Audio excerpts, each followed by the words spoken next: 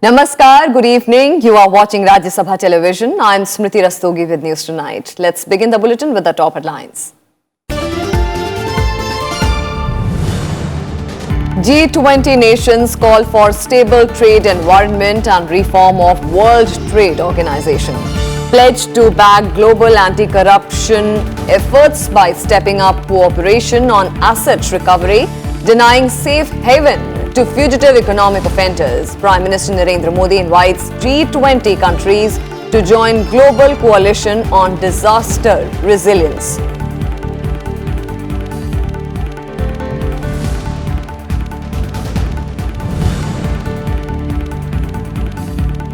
Prime Minister Narendra Modi meets presidents of Indonesia, Brazil and Turkey, discusses cooperation on trade, investment and climate change. Talks with Australian Prime Minister Scott Morrison focus on maritime security.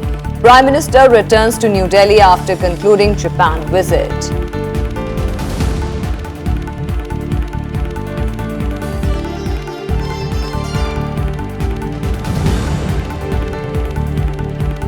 Union Home Minister Amit Shah urges agencies like NDRF to ensure that India becomes a world leader in fighting natural disasters. Lays stress on clear chain of command, indigenous equipment and capability to build resilience against catastrophes.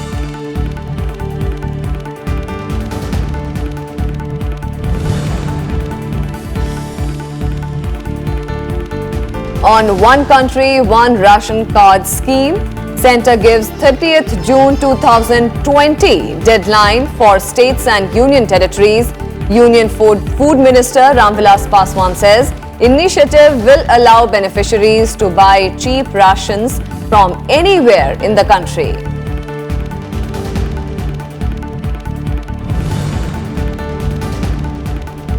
And Vice President M. Venkaiah Naidu emphasizes innovation to solve challenges facing common people. Addressing engineering college students in Hyderabad, calls for efforts to make agriculture profitable and sustainable.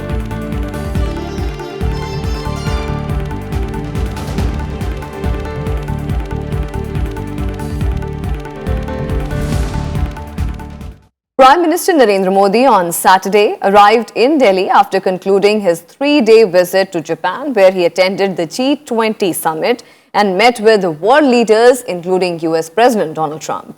Prime Minister Narendra Modi held 9 bilateral engagements and 3 multilateral meetings. Prime Minister Modi also called upon all nations to unite in fight against terrorism.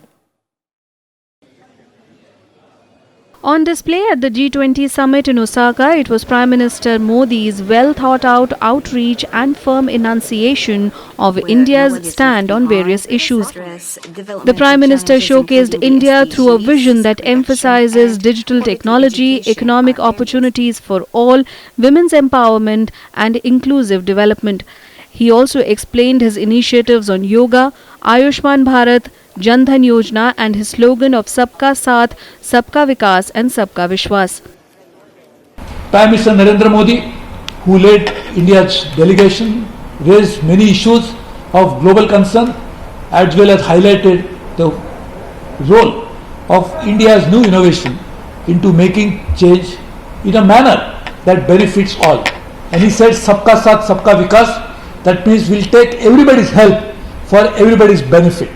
Prime Minister Modi also invited members of G20 to join the International Coalition on Disaster Resilience Infrastructure and International Solar Alliance to create a safer world. He also refused to join the G20 declaration on free flow of data across borders, stating that such sectarian initiatives to regulate data could be monopolistic. In economy, finance will be an important issue, and therefore issues related to global finance, whether it is related to sustainable and modern international tax system, whether it is related to technological innovation which can deliver benefits in financial markets, or whether it is related to the commitment in applying recently amended FATF standards for virtual assets. All these issues were also discussed. India stuck to its firm stand even as 24 nations, including G20 invitees, including the US and China, signed the Osaka Declaration. On climate change, there are obviously huge discussion. India strongly believes that climate change is a reality. It's the biggest threat to humanity. It's the biggest existential challenge to biological life, and therefore we must strongly deal with climate change as well as the ill effect of climate change. The Prime Minister also reminded developed countries to fulfill their commitments to stop climate change. He asked the G20 countries to work for fair trade, giving primacy to WTO.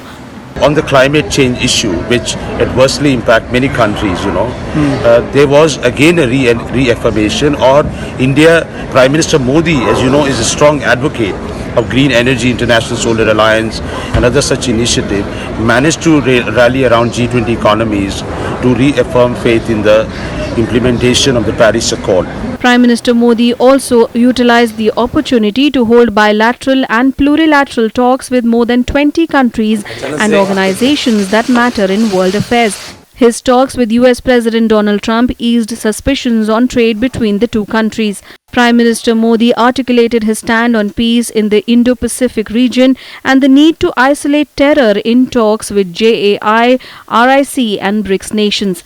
With Japan, India established a new mechanism of talks on the lines of 2+2 dialogue between India and the US. India is not navigating now among the conflicting forces in the world. Rather, India is intervening on its own. That is how India has intervened on data issue, India has intervened on climate change issue, and this shows an asserting India, a new India that wants to get its rightful position in the world. Akhilesh Suman for Rajya Sabha Television with camera person Prasanta Karmakar in Osaka of Japan from G20 Convention Center. And Prime Minister Narendra Modi held bilateral meetings with G20 leaders on the concluding day of the summit in Osaka. He held talks with President of Brazil on the sidelines of G20 summit. The two leaders held wide-ranging discussions on bilateral relationship, especially cooperation in trade and investment, agriculture and biofuels in the context of climate change. Prime Minister Narendra Modi also held talks with Indonesian President Joko Widodo on margins of G20 summit. They discussed expanding cooperation in trade and investment, defense, maritime, space and exchanged views on Indo-Pacific vision. Prime Minister Narendra Modi also held a bilateral meeting with the President of Turkey, Rajya Tayyip Erdogan, in Osaka. The two leaders discussed issues of mutual interest. Prime Minister Narendra Modi also met with Australian Prime Minister Scott Morrison. The discussion focused on enhancing cooperation in sports, mining, technology, defense and maritime cooperation and Indo-Pacific.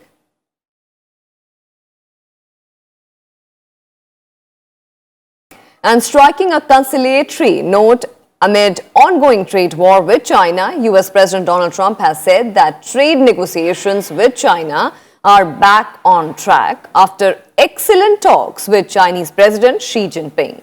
Both leaders agreed to resume trade and economic talks to resolve the trade impasse. The two leaders held a bilateral meeting on the sidelines of the G20 summit in Osaka. Chinese state media said that Washington had committed not to impose any new tariffs on Beijing's exports. Rarely would you see. Chinese culture is an incredible culture. I look forward to working with you. As you know, we've had an excellent relationship, but we want to do something that will even it up with respect to trade. I think it's something that's actually very easy to do. I actually think that we were very close, and then something happened where it slipped a little bit, and now we're getting a little bit closer, but it would be historic if we could do a fair trade deal. We're totally open to it. and I know you're totally open to it. I know all of your representatives. I've been working very hard with my representatives. And for more on this, we'll go across to our correspondent, Akhilesh Suman, who is joining us from Osaka. Akhilesh, today was the concluding day of the G20 summit in Japan. What were the big takeaways from this meeting? Biggest takeaway, Smriti, I can tell you that all the G20 nations expressed their faith in world financial situation. And in the very second para of declaration of leaders in Osaka, it stated that world financial situation is moving towards stability. So that is a very confident statement from the world leaders. Just a day ahead, we were all, suspecting that it is really difficult to state that world financial situation is moving towards stability. But thanks to US President Donald Trump, that when he came, he tried to create a truce among all the nations. He talked to Japanese Prime Minister and he congratulated him for cooperating with US. He also talked to Prime Minister Narendra Modi, and it was also a very pleasant and good meeting. He also talked to Xi Jinping, and in that way, he told that all the meetings were productive. And he is going to South Korea, and he also hinted that he wants to meet North Korean president on the border.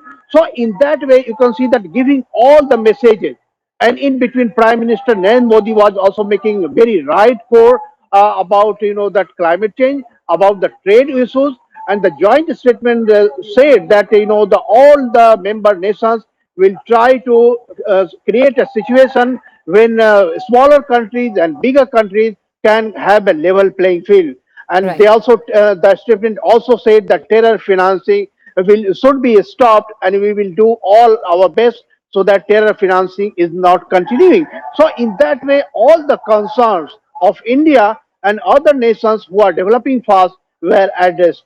And the developed nations who are facing the situation of depression in a way that a trade war was going on, it also has come to a plateau. And I think that the coming year will see some very positive development on positive terms and economic cooperation. And when Prime Minister Narendra Modi, and he was also supported by Chinese President Xi Jinping, the WTO should be in the center stage of all the data, related rules.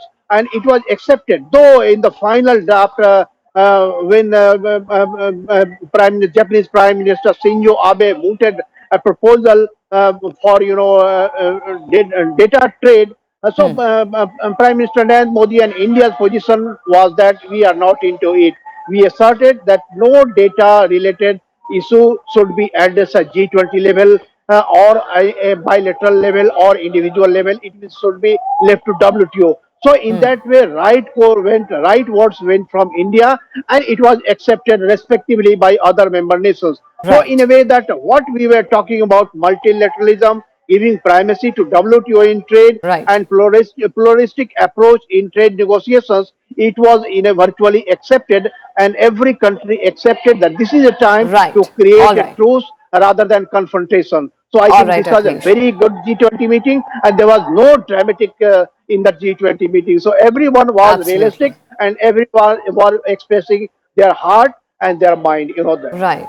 All right, Smriti. Akhilesh, thank you so much for joining us from there in Osaka and giving us all the ground details about the G20 summit. So remember, today was the concluding day of the 3-day G20 summit. Getting you some more updates. India is producing electronic products worth 65 billion US dollars. Unlike several other sectors in the country, this sector has grown at the rate of 26% in a span of 4 years. Ahead of the forthcoming budget, the electronics industry has spelled out its demands. Take a look.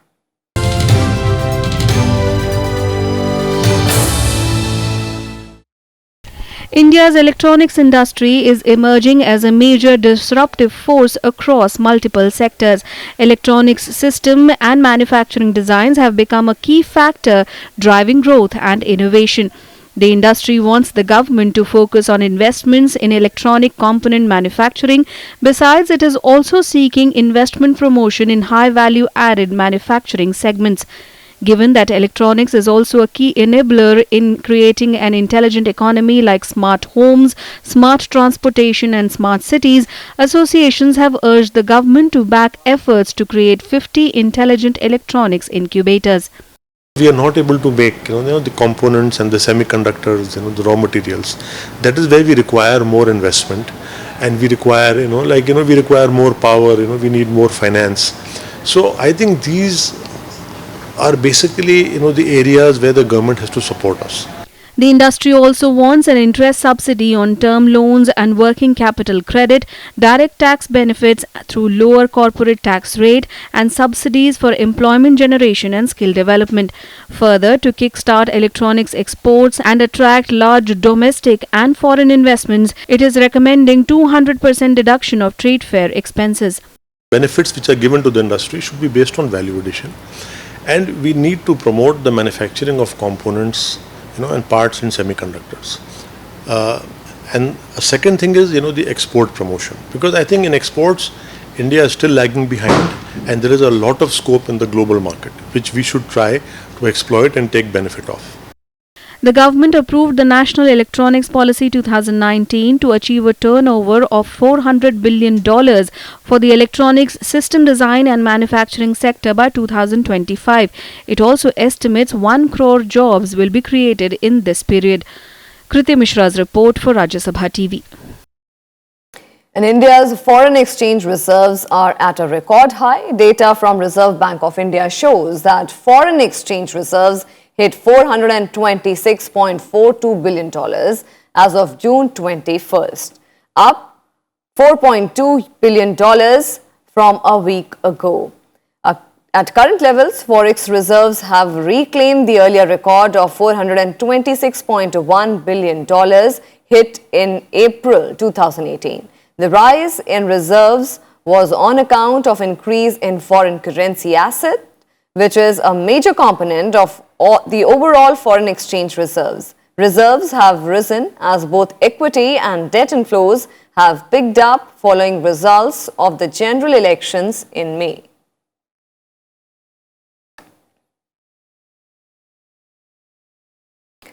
Home Minister Amit Shah on Saturday inaugurated a 2-day annual conference organized by the NDRF on capacity building of state disaster response forces in consultation with Home Guards, Civil Defence and the Fire Services. Addressing the gathering, Shah hailed the work done by the National Disaster Response Force and its agencies.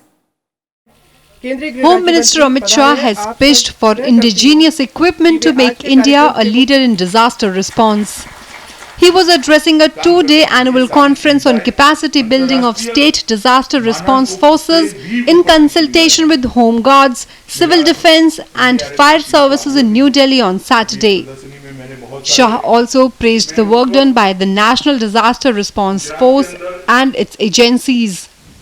आपदा प्रतिक्रिया और आपदा न्यूनीकरण के क्षेत्र में हमारी उत्कृष्ट पहचान बनाने का काम हमने अच्छे से किया है। एनडीआरएफ बल ने अब तक लगभग 3000 बचाव अभियानों के दौरान 1 लाख से ज्यादा जीवन बचाने के लिए काम किया है। The Home Minister added NDRF should have further expertise in the area of disaster response as India is a natural disaster prone country. He said agencies like NDRF should strive to do better. He asked the NDRF to collaborate with the Defence Research and Development Organization to upgrade equipment to make it indigenous in the next 5 years. जरूरतों को पूरा किया जाएगा, इसमें कोई दो राय नहीं है। संसाधन भी मिलेंगे, साधन भी मिलेंगे, भवन भी मिलेंगे, मगर आपदा प्रबंधन का काम भवनों से नहीं होता है, भावना से होता है, और आपके मन में जब तक भावना खड़ी नहीं होगी, इसका परिणाम नहीं आएगा। Shah assured the National Disaster Response Force and State Disaster Response Forces of all assistance from the centre to strengthen the force. The Home Minister also assured the 12,000 personnel strong force that the government will fulfill the requirements for modern gadgets, equipment and infrastructure. Ravindra Sharon's report for Rajya Sabha TV. And the centre has given states and union territories time till June 30th, 2020 to roll out the One Nation, One Ration card system. Under this new system, beneficiaries can buy subsidized food grains from ration shops in any part of the country. Food Minister Ramvilas Paswan said Already 10 states are providing profitability of public distribution system entitlements. Paswan said his ministry has written to the states and union territories to fast-track the roll-out of the scheme. He added the new mechanism will ensure no poor is deprived of the PDS entitlement if that person shifts from one place to another. He added the system will also help remove fake ration card holders. Elaborating about the new system, Paswan said beneficiaries are required to show their Aadhaar card to buy food grains from any ration shop in the country. अगले साल जो है 1 जुलाई के पहले एक साल के अंतर्गत जो है ये जो हमारा योजना है प्लान है one nation one ration card कि दुनिया देश के किसी भी कोने से कोई भी गरीब जो है बिहार का जो है बम्बई में काम कर रहा है, उत्तर प्रदेश का कर्नाटका में कर रहा है, कहीं से भी जो है चाहे वो अपना राशन कार्ड क्या कहते हैं कि जो है के आधार पर जो है सो ले सकता है। तो ये क्या कहते हैं कि ये बहुत क्या कहते हैं कि जो है जो हम लोगों ने 100 दिन का जो कार्यक्रम जो बतलाया था प्रधानमंत्री जी का, तो 100 दिन में आज जो है आज हमको लगता है कि 100वां दिन जो है 100 दिन नहीं, अभी तो 1 महीना हुआ, अभी तो बाकी 1 महीना का ही हुआ है। तो एक हम लोगों ने क्या कहते हैं कि एक बहुत बड़ा जो है ये डिसीजन क्या कहते हैं कि लिया है। And some more developments. Bharatiya Janata Party Working President JP Nadda on Saturday expressed confidence about winning the Delhi Assembly polls next year after the party's sweep of all the 7 seats in the Lok Sabha elections. Addressing the event, Nadda said that the BJP in Delhi is working tirelessly and senior party workers have adopted 600 villages for their welfare. He asked the party workers to be united and contribute to the party on the individual level. Also, to internally examine as to what they have contributed to the party and produced for the party. आपने संगठन को आकार देने की कोशिश की है। दिल्ली प्रदेश ने बहुत अच्छा काम किया है। इसी को तीव्र गति से आगे बढ़ाते हुए आप आगे बढ़ेंगे तो मुझे पूरा विश्वास है कि दिल्ली में हमको सफलता मिलेगी और दिल्ली में हम आगे बढ़ेंगे। संगठनात्मक ढांचे के साथ साथ मैं फॉर्मल इनफॉर्मल हमेशा चर्चा करता रहता हूं, इसलिए संगठन की बात पर रुक नहीं पाता हूं। हमारे राष्ट्रीय अध्यक्ष जी अमित शाह जी हमेशा कहते हैं कि परिश्रम करने में और मजदूरी करने में अंतर होता है। Union Minister Vijay Goyal and Delhi BJP Chief Manoj Tiwari were also present at the event. Work done in the last 3 months by the state BJP unit was also assessed. Delhi में भाजपा तभी बनेगी बात दिल्ली चले मोदी के, दिल्ली चले मोदी के, दिल्ली चले मोदी के, यही हमारा मूल मंत्र है। हम इस ऊर्जा को बनाए रखेंगे और हम नहीं जाना चाहते उस निगेटिविटी में जो यहाँ के मुखिया ने 5 साल में किया है, और 5 साल के पहले वाला तो और भी खतरनाक है। ये सारी चीजों के रहते हुए हम सब ने एक बड़ा संकल्प लिया है अध्यक्ष जी, और आपका स्वागत करते हुए आपको हम लोग आपसे प्रतिज्ञा करते हैं कि हम अगले 6 महीने में जब भी आप मौका दे देंगे हम दिल्ली में भी आपकी सरकार, भारतीय जनता पार्टी की सरकार बनाकर आपको एक सौगात देंगे। Union Minister Jitendra Singh on Saturday said that militancy in Jammu and Kashmir is in its final phase and expressed hope that the annual pilgrimage of the cave shrine of Amarnath will not require security arrangement from next year. He said adequate security arrangement has been put in place this year for the 46-day yatra scheduled to begin from twin routes of Pahalgam in Anantnag district and Baltal in Ganderbal district on July 1st to ensure its peaceful conclusion. The first batch of the pilgrims to the cave shrine situated at the altitude of 3,880 kilometers will leave from Bhagwati Nagar base camp in Jammu on Sunday. The batch of pilgrims will reach to the 2 base camps in Anantnag and Ganderbal districts by evening and will stay there overnight before leaving for the yatra on Monday. Minister was addressing a group of sadhus after inaugurating the registration counter for them at a Ram temple in Jammu.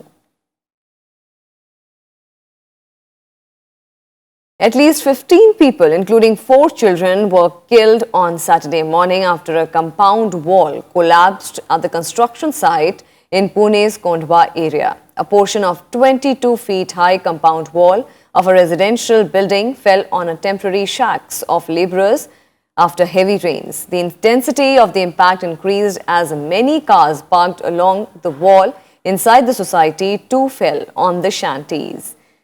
The victims were laborers and their family members who were living in makeshift shelters at the under-construction residential project where deep excavation work was underway. The Pune Municipal Corporation Commissioner has said that a committee has been set up to probe the incident.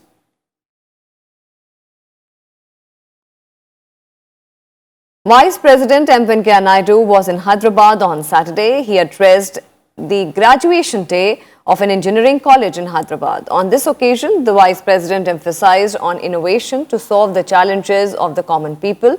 He also stressed on making agriculture profitable and sustainable. India, we have 135 crore population.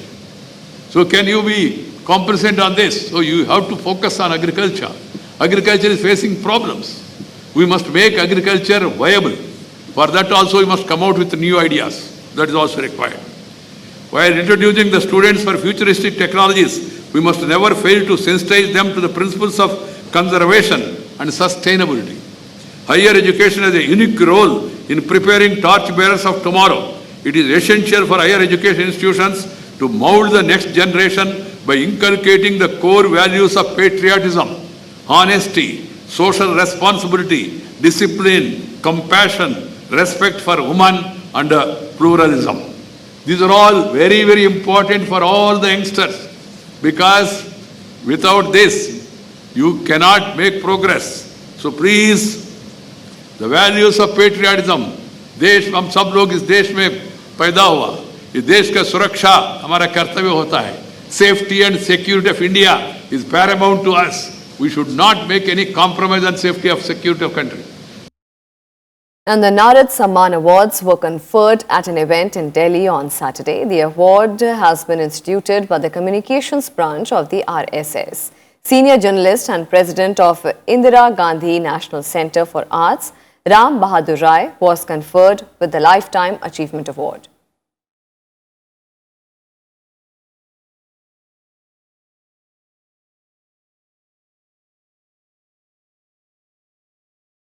मैं jury का विशेष अभिनंदन करती हूं कि ग्रामीण पत्रकारिता के संदर्भ में आज आपने एक प्रमुख व्यक्ति को इस मंच पर सम्मानित किया.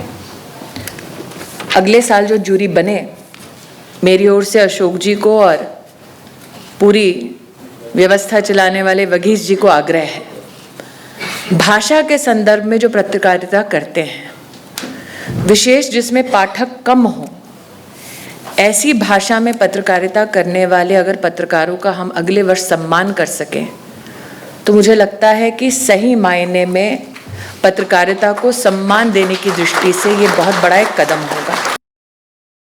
इस भारत को ही अपने शिक्षा के माध्यम से, अब फॉर्मली जब होगा तब होगा, लेकिन पत्रकारों के हाथ में भी एक बहुत बड़ा एक साधन होता है लोक शिक्षा का, उसके माध्यम से भी यह काम कर सकते हैं. तो भारत में भारत सिखाना चाहिए, भारत दिखाना चाहिए. भारत दिखाने की पद्धति प्रत्यक्ष आचरण करके दिखाने की बात है और हमारे यहाँ सिखाने की सबसे प्रभावी माध्यम ये उदाहरण प्रस्तुत करते हुए दिखाकर सिखाना ही है. And that's all we have for you in this edition of News Tonight. Thank you for watching. Namaskar.